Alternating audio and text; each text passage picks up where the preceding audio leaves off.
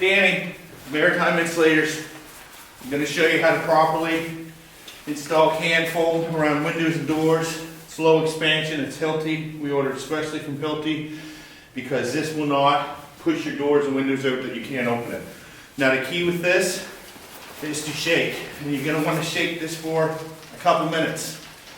Plus, you need to keep this a little bit warm, or as warm as possible, room temperature. It will help the expansion and do a better job.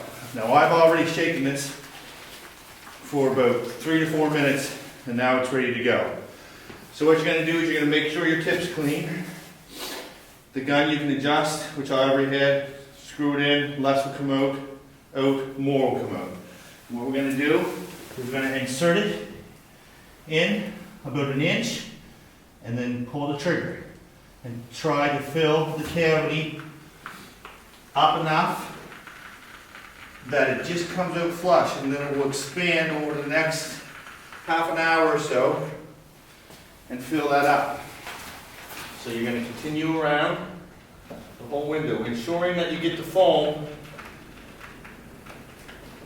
out to the edge of the wall.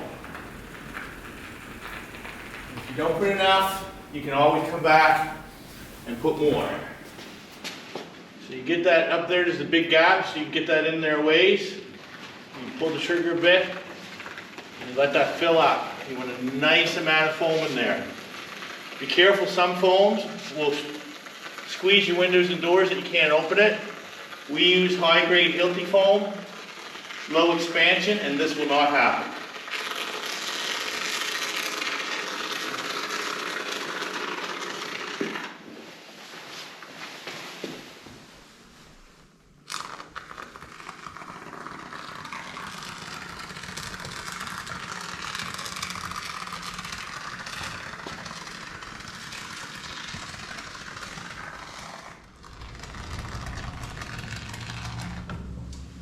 And there you have it.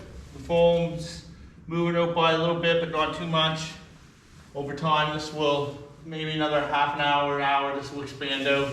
Let it dry, and then you can cut it off. If you get any excess over the windows, leave it dry well, and it will just flake off.